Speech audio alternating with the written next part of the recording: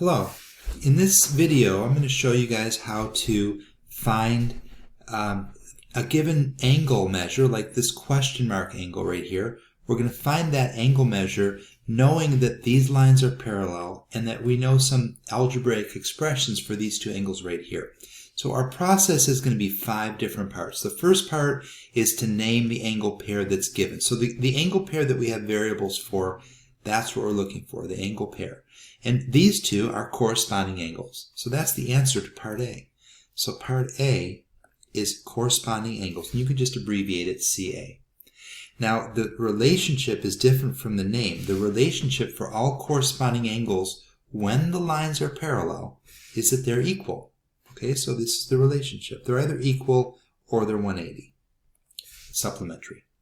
Okay, question C says to write an equation. Well, we just said that they're equal, so that pretty much tells us that the equation is going to be to make them equal. So the equation would be 2x minus 135 equals x minus 30. And then D is now, we're going to leave geometry for a moment and just think algebra. Just solve the equation. So for D we want to solve. So let's go ahead and subtract x from both sides. Let's go ahead and add 135 to both sides. And let's see what we get. So we get 2x minus x is x. These 135's cancel. These x's cancel. And oops, I left out a 1 there, didn't I?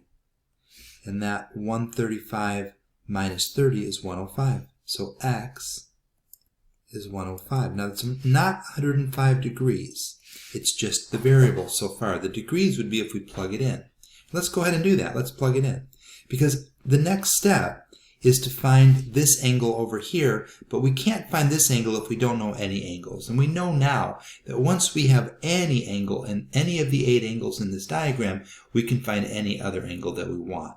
So let's go ahead and find this. This would be 105 minus 30, which is 75 degrees. And now let's see how that connects to this angle up here. So now that we know that this angle is 75, we can kind of think, wait a minute, these are actually alternate exterior angles, which means that they're equal to each other. So if this is 75, this is 75 degrees also. And that would be the answer to part E. Okay, let's try one more example.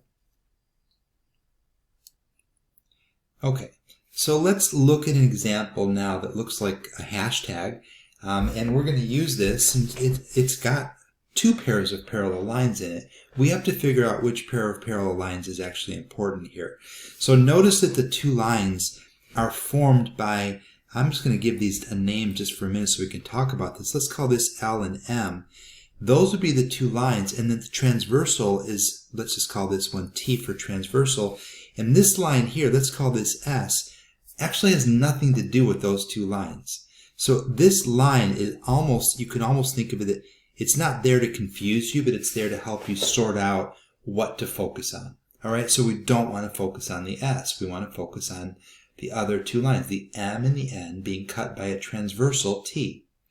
And if that's the case, then we're looking at same side interior angles. Okay, so that would be part A. We're looking at same side interior angles, SSIA. And again, you just have to block S out of your mind, and hopefully that will be clear. All right, so for B, we know that same side interior angles, as long as the lines are parallel, and we see here that M and N are parallel because they're marked with the arrows, as long as they're parallel, these lines are going to be supplementary.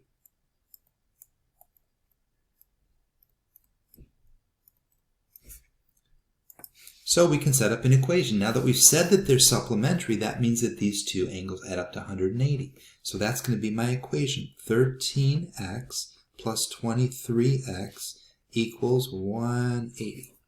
All right, now we're in an algebra mode because we want to solve that equation. And we get, let's see, 36x. When we combine like terms, 36x equals 180. Well, I don't even need a calculator because I happen to know that 36 goes evenly into 180. If I divide both sides by 36, I just get x equals 5, because 5 times 36 is 180. That's the answer to part D. Okay, now that we've got that, we can find either one of these two angles. I think let's find this one right here. This is 13 times 5, which is 65 degrees. Now, why did I find that one? Because these two angles right here are alternate interior angles, which makes them congruent. So that's just the easiest way to find it.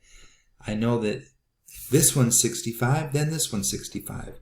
So this is a 65-degree angle, and that's the answer to part E. Okay, I hope you found this helpful.